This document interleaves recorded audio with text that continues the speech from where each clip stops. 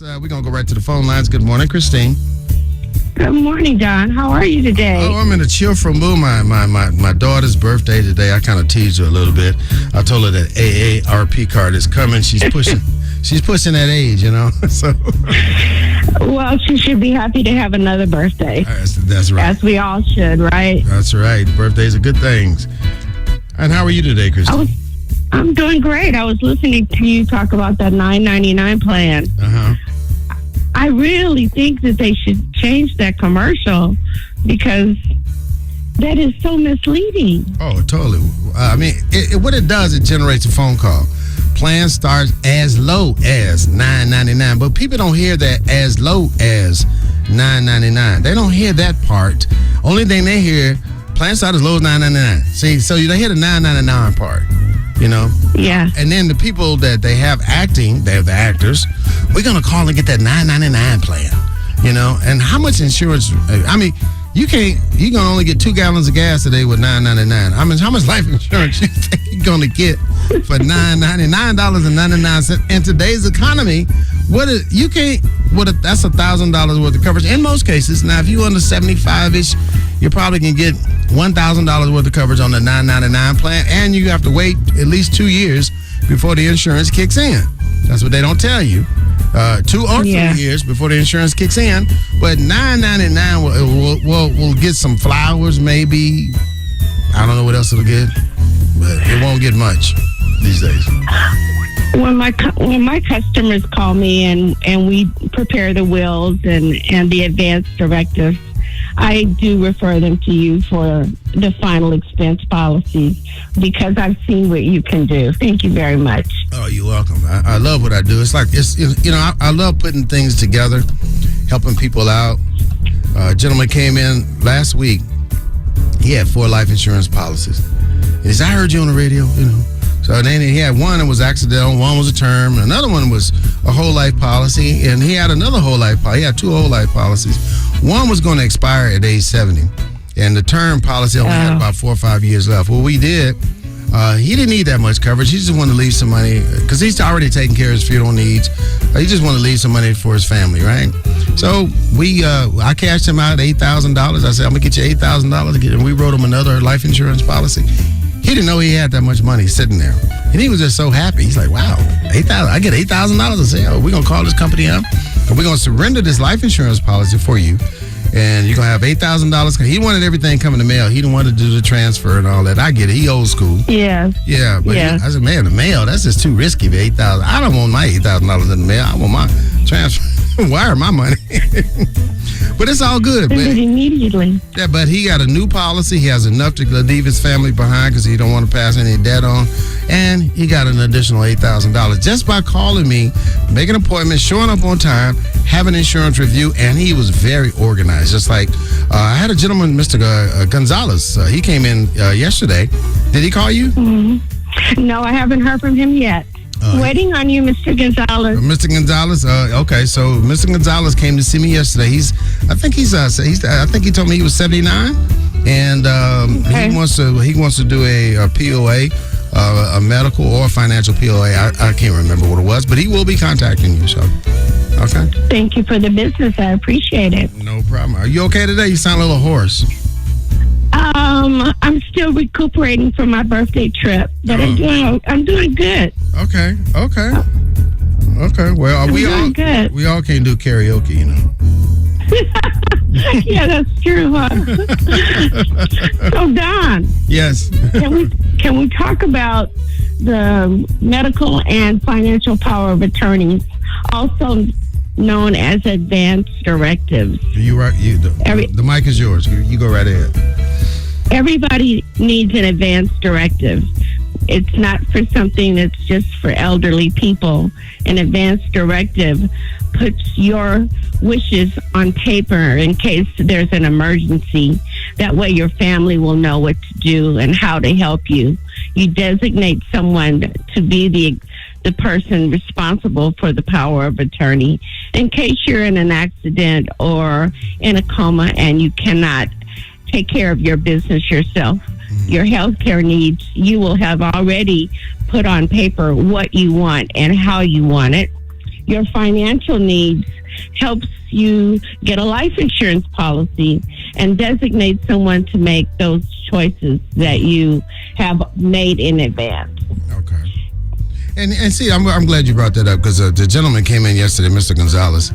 He was he has a bank account, and he wanted he wanted to have a beneficiary on his bank account.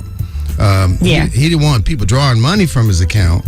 But how does that work? And I told him to contact you, because you could better guide him through that process. It's a simple process, and it can be done two ways. A lot of people do online banking, and there's a place where you can just add a beneficiary. Mm-hmm. For those who are old school and don't do online banking, the next time you go to the bank, you just tell the teller that you want to add someone as a beneficiary to your account. That does not give them access to your account unless you have passed. Once you pass, they take a copy of the death certificate to the bank, and that account is turned over to you. Okay, that makes a lot of sense. I mean, and that's what I told him. I say, you can put him in as a beneficiary, his nephew, I believe it was, and he was really concerned about it. At the banker, I guess the teller told him that no, we can put him on your account, but he said, no, I don't want him pulling money out of my account. I think he had a few dollars in the bank, but I gave him your valuable information how to get in touch with you. Thank you, I appreciate that. Christene can reach that. I'm going to put it out there for you. 702-857-4401. Christene Bernard's phone number is 702-857-4401. What else you have for us? I wanted to talk about today doing our last will and testaments. That kind of goes along with your final expense plans, don't you think, Don? Yes, if you're going to do a final expense, you really need to have a will if you don't have a trust. If you have a trust, your will is included within your trust. But say, for instance, you don't have enough assets to necessarily have a trust. Having a will designate who you want to take care of things the way you want them taken care of. It will designate someone to make sure that the things that you're leaving behind get where they need to go. Mm-hmm. So if you're going to do a final expense, you need to have someone also responsible. Whoever that beneficiary is on that final expense policy should probably be in your will. Wouldn't that make sense? Oh, it makes a lot of sense to me. And, and people may think having a will or trust is very expensive. Having your paperwork in order or not in order is very expensive. Having for your family members to go through your house, tear your house up, not knowing what a life insurance policy is, not knowing what a will or the trust is, not knowing the instructions, they give them time to breathe, time to grieve, not to try to figure out your business that you should have taken care of, and it's not that much money to take care of your business. This is affordable. Yes, it's very affordable. Not only when we prepare the wills, we do instruction sheets so that you can leave them your passwords and your account numbers and details of that source, so they know how to contact your mortgage company, get your car situated if it's not paid for, have your cable turned off, things of that nature. Right. That, they're not going to know what this stuff is. No, and especially your bank account numbers, what bank you bank at, because people have, today we have multiple banks we go to for the mortgage, and see, the mortgage is, here's a kicker here that I found out when my mother-in-law passed away. My wife took over, her mortgage, her condo, and she would talk to the mortgage company from time to time. Now, when my wife passed away for a little over 5 years ago, I'm trying to contact the mortgage company, but she did put my name on the mortgage, right? As far as contact individual. But the mortgage was still in my mother-in-law's name. And the mortgage company doesn't care as long as they get the money, right? But our names were on the deed. Right. Our names were on the deed. Now, when my wife passed away, the mortgage company sold it to another mortgage company, right? And now I'm calling the new mortgage company and say, you know what, I need to, I had this insurance or whatever, whatever business I had to take care of. and they told me they couldn't talk to me. They could only talk to, the two deceased loved ones that I had. They wouldn't talk to me. So what I had to do, because I had to refinance the condo in my name to be able to communicate with the mortgage company, because you do have to make that call away from time to time to the mortgage company. Yes, you do. Yes, you do.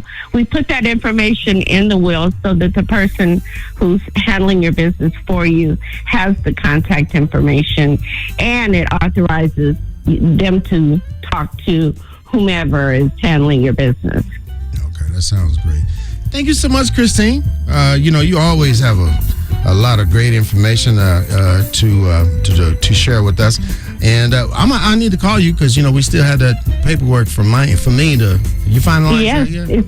It's ready to go. Oh, okay. Yeah. I know you've been out there partying hardy, visiting, going partying, and forget about putting me on the back burner. But that's okay. That's all right. Not at all. I take care of you first. All right. I'll see you this week. Okay, sounds good. You recover from your exciting trip and your good times, and we'll continue to do what we do. We'll talk soon. All right.